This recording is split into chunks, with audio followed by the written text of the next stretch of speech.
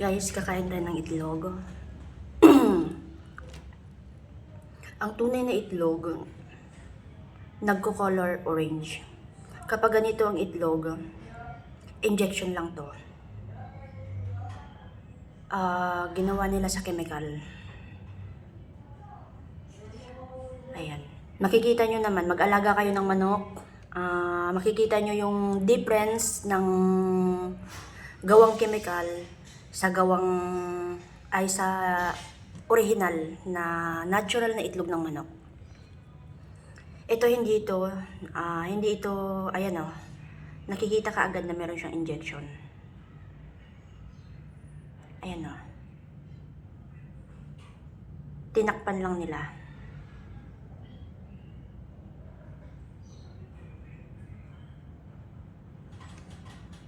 Ayan. Hanapin pa natin. Ayan o. Wala pa siyang basag. Hindi ko pa siya binabasagan. Buo pa siyang itlog. Ayan. Hindi siya dumi. Hindi siya dumi.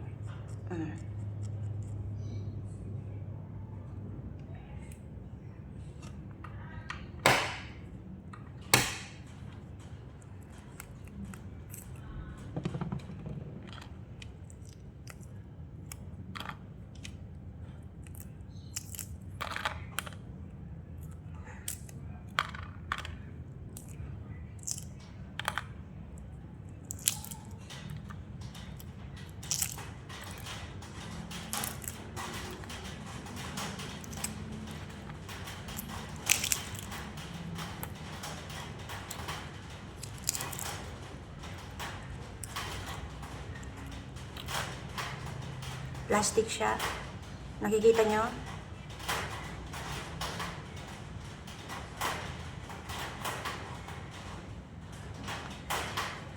Evidence ng katawan ko. Okay? Nakikita nyo to? Yung nagbablock na yun, tinuro ko sa inyo kanina na hindi siya dumi. Ayan o. Papakita ko sa inyo. Meron siyang black, di ba? Ang tunay na itlog, wala ka makikitang ganyan.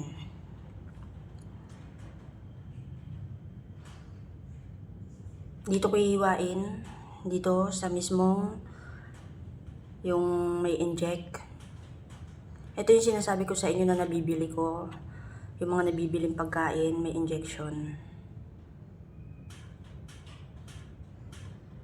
Nakita nyo yung sa gitna? Ay, sorry. Baba ko muna. Papakita ko sa inyo yung sa gitna na para siyang tawag doon. Ayan o. Yung nasa gitna. Yung bini ako na itlog. Nakikita nyo yan? Yung dilaw, yung puti na yan. Ayan o.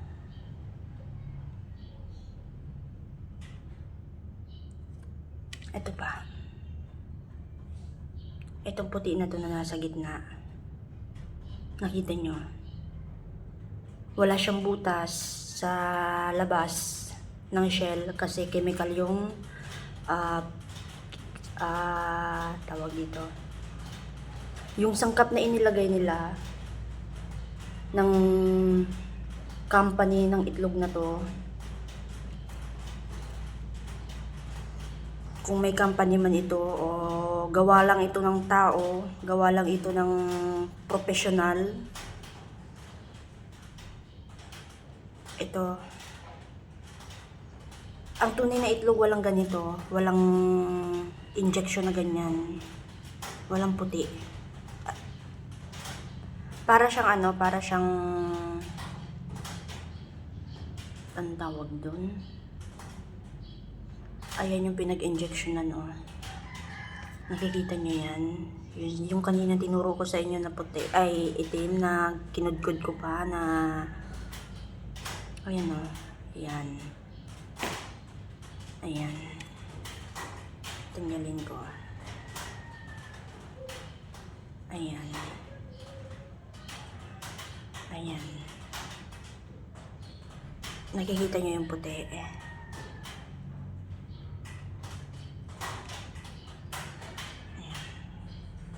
So, evidence ng chemical na itlog, katawan ko.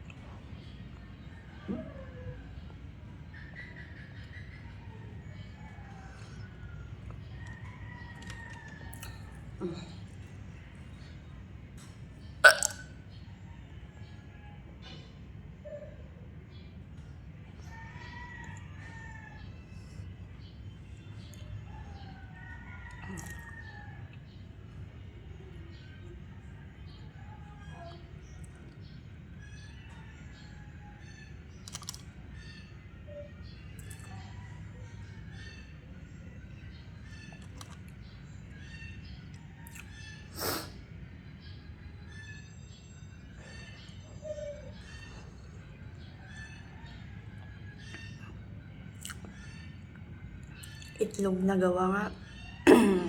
May sangkap ng kutsinta.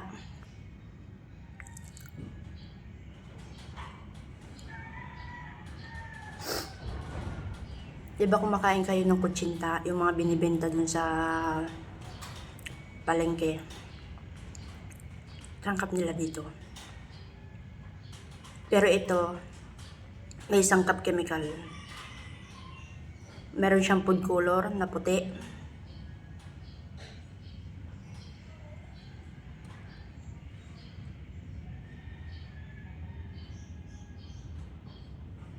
Plastic, oh. Hinati ko yung loob. Nasa loob ako kumuha.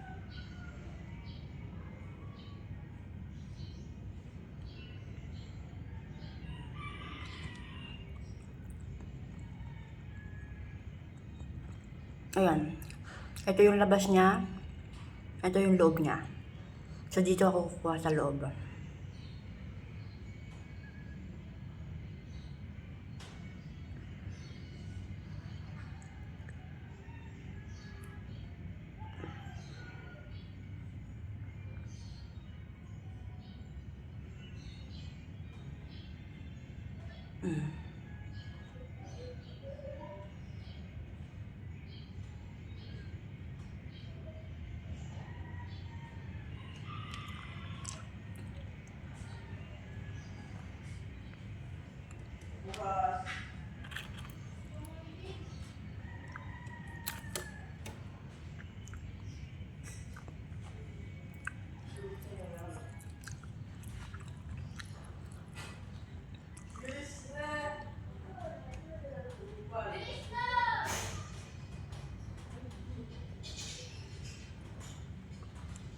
Plastic sa loob ng itlog.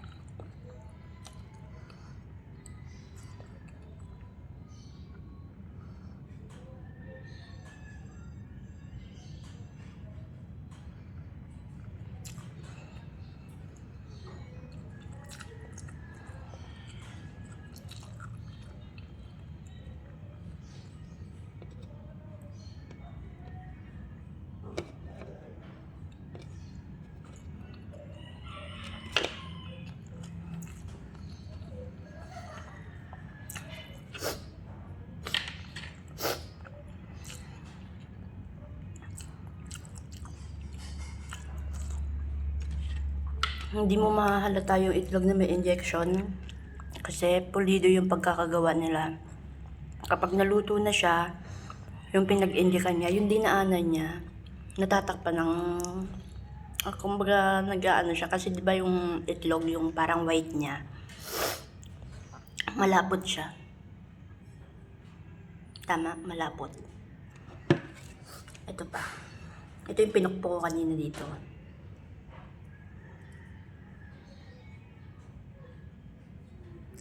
Tsaka kapag makapal masyado yung balat niya.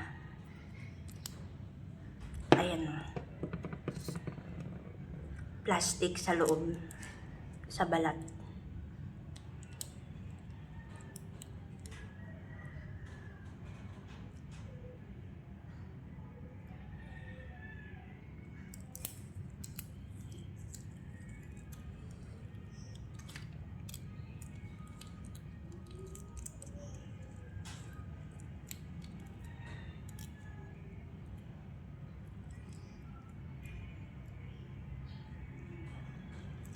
Ayan o, plastic siya.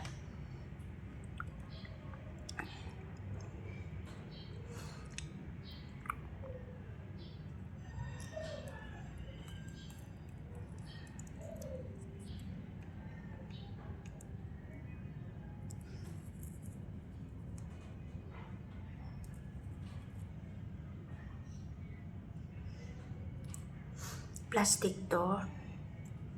Ito yung shell.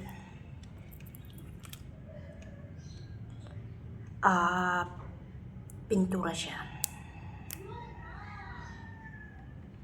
Hindi siya shell ng itlog talagang tunay. Ang shell ng itlog ng tunay manipis. Hindi ganito kakapal.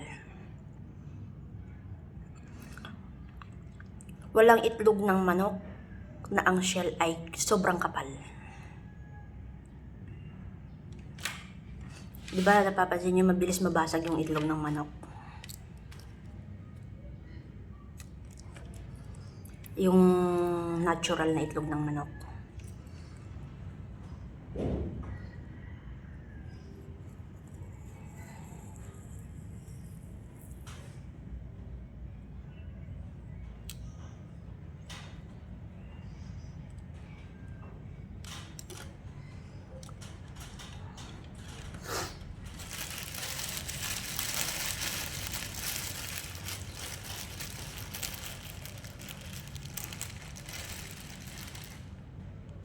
Itong tinapay na to, yung nilalagay sa halaman. May sangkap chemical rin siya. Ayan.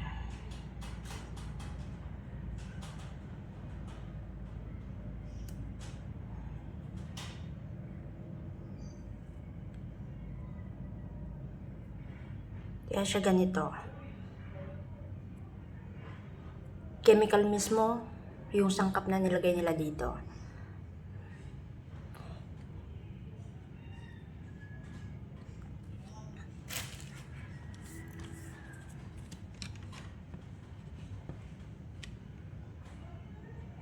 Nasusuka ako kapag kumakain ako ng alam kong hindi ako nagbibiro doon sa mga post ko. Katotohanan lahat ng binibigkas ko.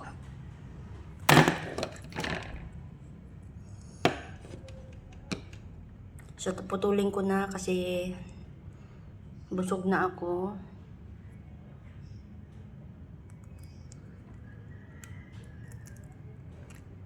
Lagi nyo tatandaan, ang itlog na tunay, hindi na kailangan ipukpok para basagin. Ang shell, para mabuksan. Isang ganyan mo lang.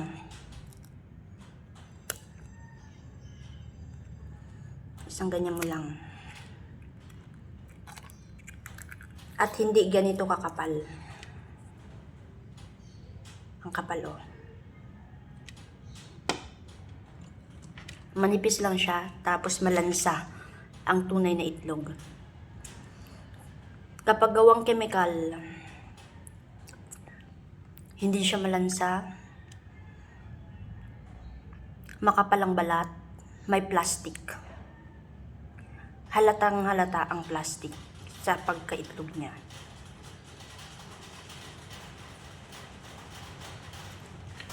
Ayan o, yung plastic niya. Ang kapal din.